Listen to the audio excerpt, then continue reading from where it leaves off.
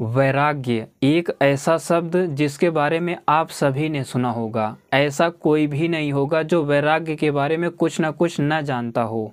लेकिन वर्तमान समय में इस वैराग्य के बारे में जितनी भी भ्रांतियां हैं, अधिकतर लोग कहते हैं कि अगर हम भगवा वस्त्र पहन लेंगे तो ये भी एक प्रकार का वैराग्य है। यहाँ तक कि हम भी इसका प्रयोग करते हैं। मैं इसको गलत नहीं कह रहा हूँ, लेकिन वर्तमान समय में जो वैराग्य की प्रचलित धारणाएं हैं, जैसे भगवा वस्त्र पहनने वाला वैरागी ही कहा जाएगा, योगी ही कहा जाएगा। लेकिन प्रिय दर्शकों, क्या आपने कभी जानने का प्रयास किया वैराग्य कहते किसे हैं?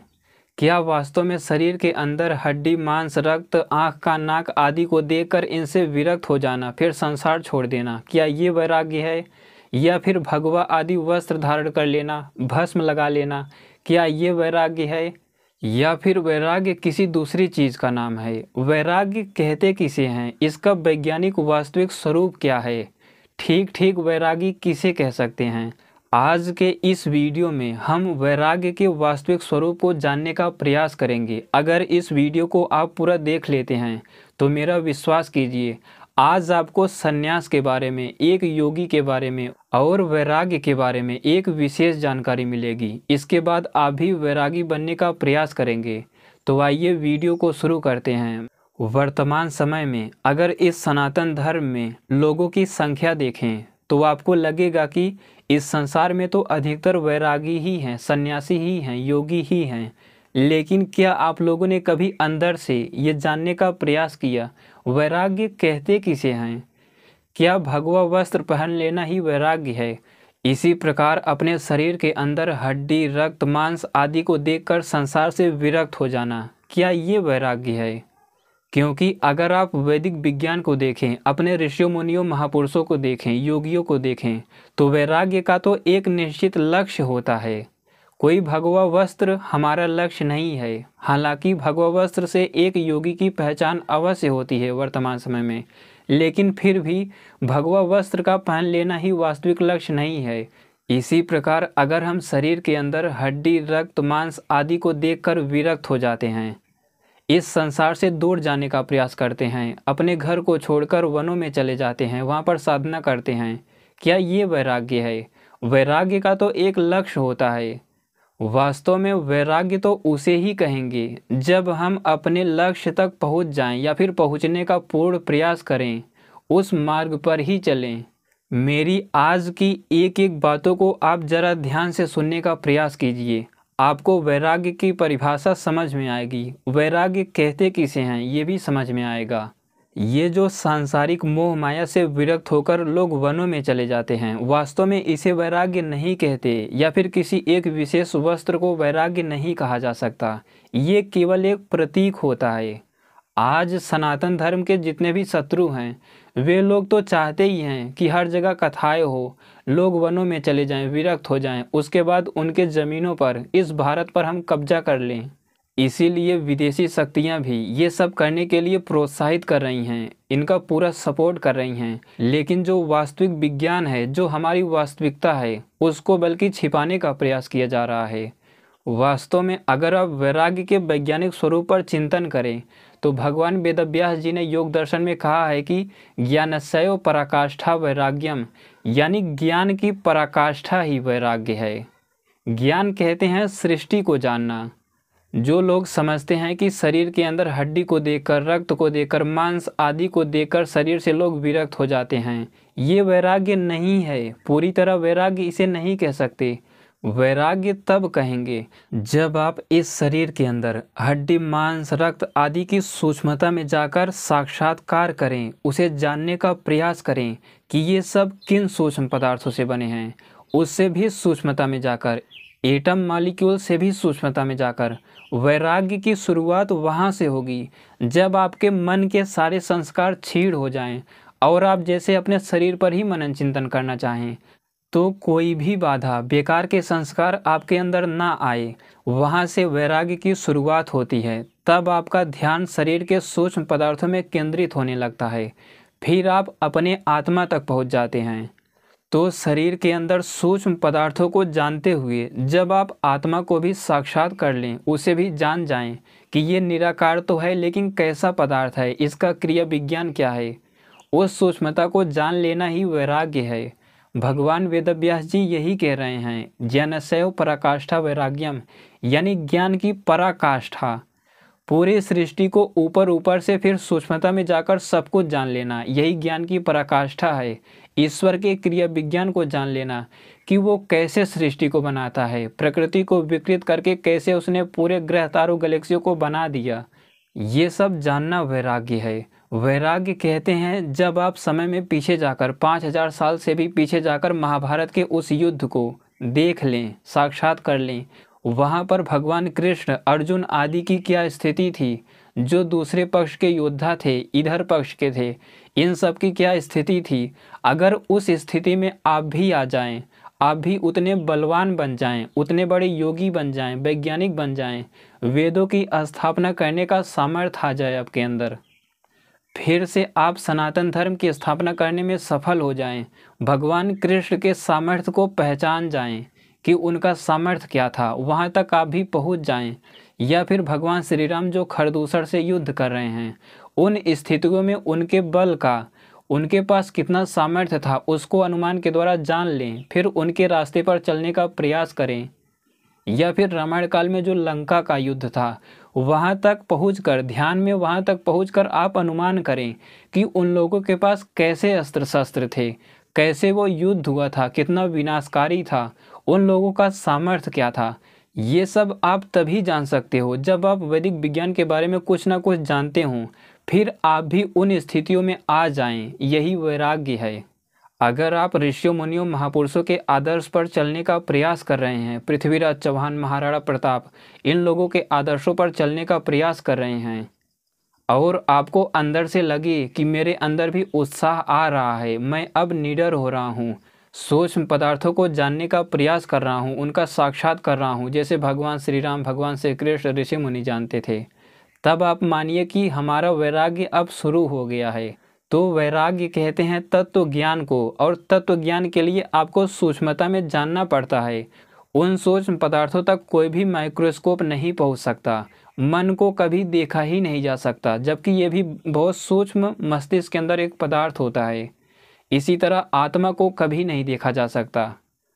और भी जो सूक्ष्म इंद्रियां हैं, 5 ज्ञानेंद्रियां, 5 कर्मेंद्रियां, जिसकी वजह से ये हाथ उठ रहा है, ये हस्त इंद्रिय है जो कि मन के अंदर होती है। मन के अंदर से ही प्रेरणा हो रही है, तभी मैं हाथों को ऊपर उठा पा रहा हूँ। इसी तरह जो मैं आपको देख रहा हूँ, मोबाइल को देख रहा हूँ, कैमरे को देख रहा हूँ, ये भी चक्षु इंद्रिय की वजह से हो रही है, जो कि मन के अंदर है। ये जो दोनों आँखें हैं, इनकी जो नर्व्स हैं, वो नर्व्स जाके उसी मस्तिष्क के केंद्र में मन के साथ जुड़ी हुई है, और वहाँ पे एक चक्षु इंद्रिय है जिसकी वजह से आँखें देख पा रही हैं। तो वहाँ तक जाकर सूक्ष्मता में उसे भी जान लेना, यानी मन हो गया, बुद्धि हो गया, बुद्धि भी एक तत्व है।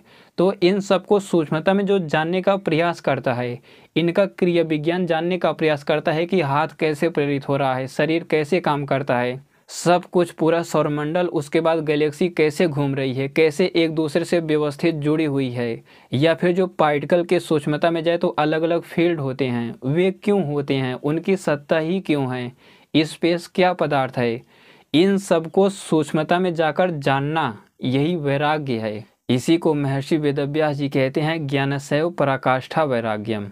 हम सभी जिन भगवा वस्त्रों को पहनते हैं, वो केवल वैराग्य के प्रतीक होते हैं कि ये व्यक्ति योगी होगा, सन्यासी होगा, लेकिन वास्तव में वैराग्य कहते हैं जो सृष्टि को जानता हो, जानने का प्रयास करता हो, ऋषियों के स्तर का हो, उनके जैसा बनने का हर संभव प्रयास करता हो, फिर जाके इस संसार को वैदिक सनातन धर्म में समय में पीछे ले जाने का सामर्थ्य रखता हो, फिर से सुख समृद्धि की स्थापना करने का उसके अंदर सामर्थ्य हो, तब जानिए कि यही वास्तविक वैराग्य है। अब वो व्यक्ति वैरागी हो रहा है। वैराग्य कहते हैं अपनी आत्मा को ईश्वर से जोड़ देने को, जो आत्मा को ईश्वर की तरफ झुका देता है, सृष्टि के पदार्थों से दूर हट जाता है। वैराग्य कहते हैं अलग होने को। इसका ये तात्पर्य नहीं कि आप वनों में चले जाएं। हमारे शत्रु तो सोच रहे हैं, इस संसार में जितने भी सनातन विरोधी हैं, वे तो सोच ही रहे हैं कि आप लोग वनों में चले जाएं। वास्तव में वैराग्य कहते हैं इस सृष्टि को अपने से अलग समझने को। जब आप खुद को सृष्टि से अलग समझेंगे, ईश्वर से जुड़ा हुआ पाएंगे, सृष्टि का विज्ञान आपके अंदर संचित होगा, निहित होगा, तब आप कह सकते हैं कि वो व्यक्ति योगी है, वैरागी है, महान वैज्ञानिक है।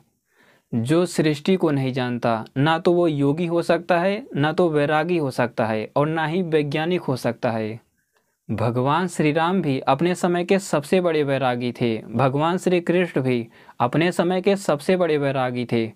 इसी तरह भगवान अगस्त्य, महर्षि भृगु, भगवान विष्णु, महर्षि विश्वामित्र, भगवान वेदव्यास जी, जितने भी ऋषि अत्रि, जितने भी ऋषि मुनि थे, महर्षि भगवान सर्वभंग, ये लोग अपने समय के सबसे बड़े वैरागी थे।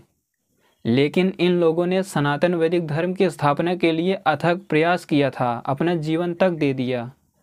तो वैराग्य कहते हैं पूरी सृष्टि को जानने को। जब हम ध्यान करते हैं, उस ध्यान में अगर हमें वैदिक मंत्रों का वैज्ञानिक अर्थ समझ में आता है, वो मंत्र सृष्टि के सूक्ष्म पदार्थों का साक्षात्कार कराता है, और साथ ही हम अपने आत्मा को तत्वतः जान पाते हैं, ईश्वर को जान पाते हैं, जो इनिशियल स्टेट ऑफ यूनिवर्स है, प्रकृति।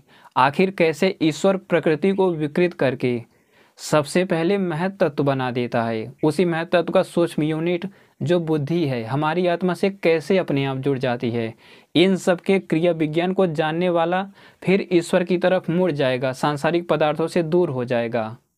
वो संसार में ही रहेगा, संसार के पदार्थों को ही खाएगा, उसका उपयोग करेगा, लेकिन उसमें लिप्त नहीं होगा, निष्काम कर्म करेगा। निष्काम कर्म के लिए जब तक हम उस सूक्ष्मता में जाकर आत्मा परमात्मा सृष्टि को नहीं समझ लेते, तब तक ठीक ठीक निष्काम कर्म किया ही नहीं जा सकता। और एक वैरागी की सबसे बड़ी पहचान यही होती है, वो अपनी स्थिति को, जो वर्तमान में वो है, उसे वो सरलता से स्वीकार कर लेता है। एक योगी सरल होता है। योगी को भी आप पहचान सकते हो, जितनी भी उसकी योग्यता है, उसका स्तर है, उसे वो स्वीकार कर लेता है। क्योंकि जब तक हम अपने वास्तविक स्वरूप को, जो हमारी योग्यता है, उसको स्वीकार नहीं करते, तब तक आप उसके आगे बढ़ ही नहीं सकते। तो एक योगी सरल होता है, अपने स्वरूप को स्वीकार करके फिर वैसे ही स्टेप बाय स्टेप आगे बढ़ता है, एक एक कदम। अष्टांग योग के मार्ग पर चलता है, जो यम, नियम, आसन, प्राणायाम, प्रत्याहार, धारणा, ध्यान, समाधि है, उसके मार्ग पर एक एक करके फिर आगे बढ़ता है और अंत में अपने लक्ष्य तक पहुंचता भी है। प्रिय दर्शकों, मैं किसी का भी विरोध नहीं कर रहा हूं, लेकिन वीडियो बनाने का ये मकसद है कि आप वैराग्य के वास्तविक स्वरूप को समझें, क्योंकि मुख्य है आपका आगे बढ़ना, आपका आत्मिक उन्नति होना।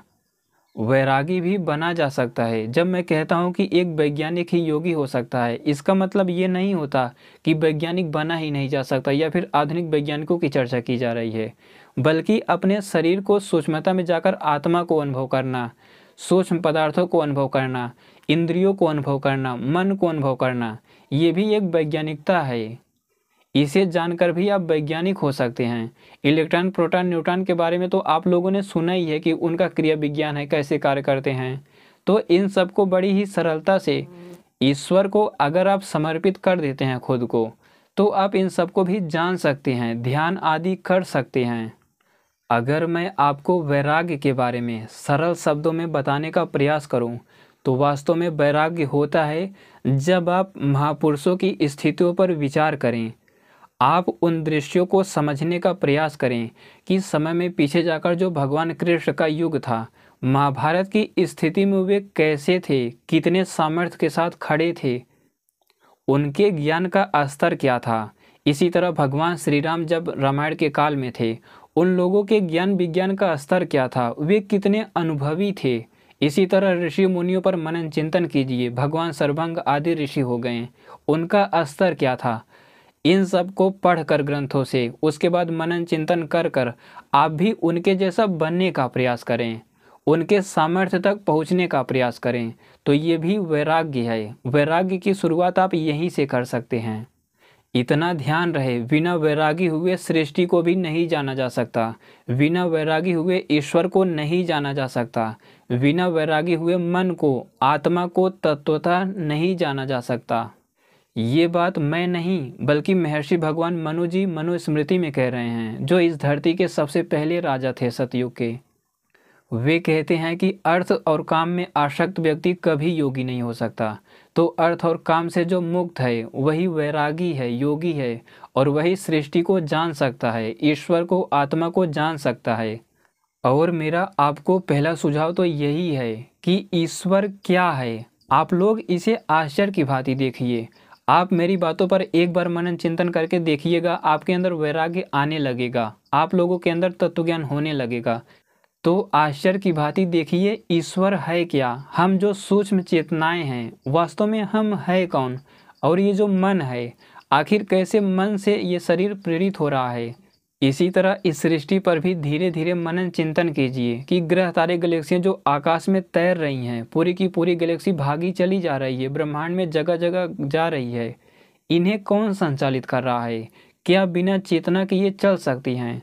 क्योंकि मोक्ष उसी का हो सकता है जो अपने सामर्थ्य से आगे बढ़ता हो, क्योंकि प्राप्त आपको करना है तो आपको ही आगे बढ़ना होगा, आपको ये सारे कार्य करने होंगे, मनन चिंतन करना होगा, एक व्यवस्थित दिनचर्या बनानी ही होगी।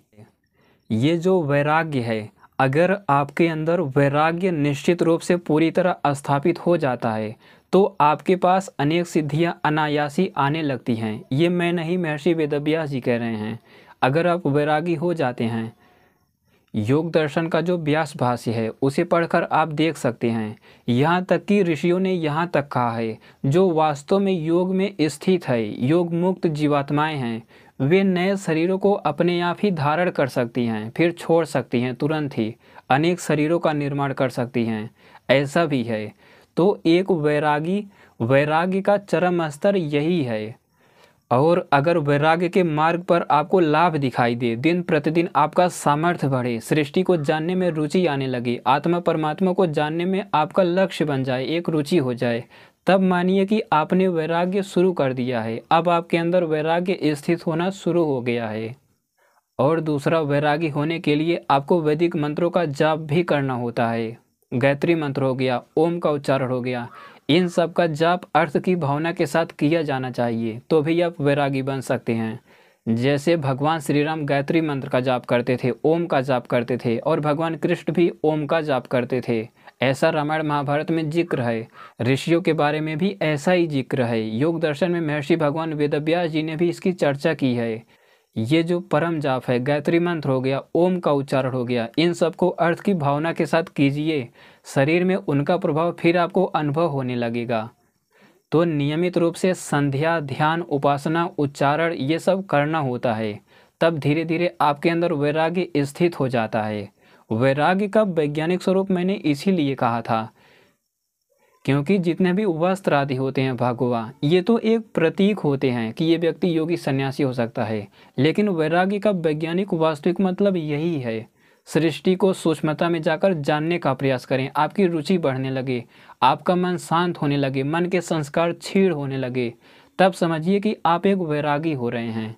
कहीं संसार को छोड़ने की ज़रूरत नहीं, कहीं पर जाने की ज़रूरत नहीं, अपने घर पर ही रहकर आप ऐसा कीजिए।